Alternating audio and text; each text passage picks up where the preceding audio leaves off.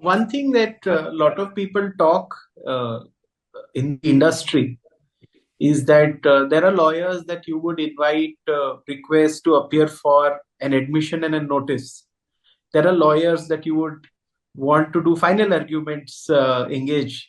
Dr. Singhvi is a lawyer who's very good at admission notice stay and equally good at final arguments. How has that been possible? A lot of people would like to know how you are equally good at your miscellaneous day and your final arguments. How is that possible? Uh, a senior lawyer put it differently. Since you asked the question, I'm saying it. Please don't think that I am being vain, or because this is a question, and I don't believe in false modesty. He said that this happened when I did back-to-back 6 constitution benches in the recent past. It happened in various matters were coming in court one. So he said it's very interesting that you are a T20 player, a one-day player, and a test match player. So I said, look, you're being too kind to me. I don't think of myself as that. But it was in cricketing analogy, a interesting comment. Now, I don't ascribe any special thing on that, but I think it's important to be aware of the differences of these three shailis. It's also important to realize that you can be a T20, a one-day, and a test match. You may not be able to do it in cricket, but in litigation, you can be. You can be if you are aware.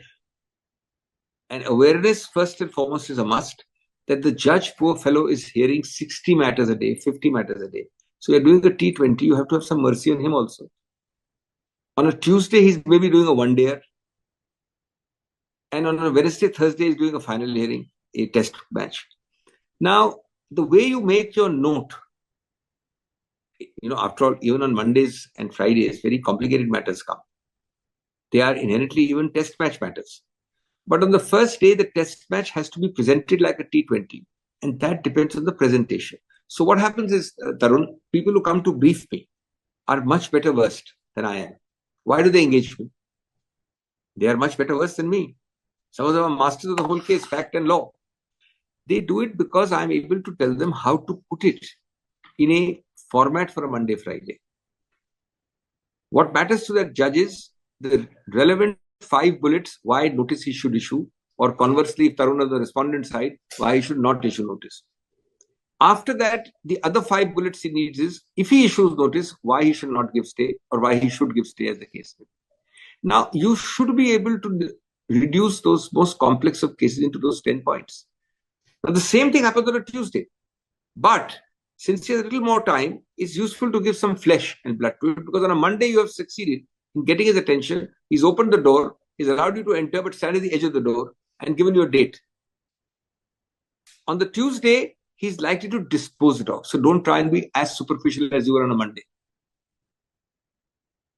Ultimately, the same principle applies on a Wednesday, Thursday, that you must hold the judge's interest. Let me tell you, as Justice Kaul used to say frequently, if you make it interesting, or even just Chandrachud said it, if you make it interesting, time is never a problem.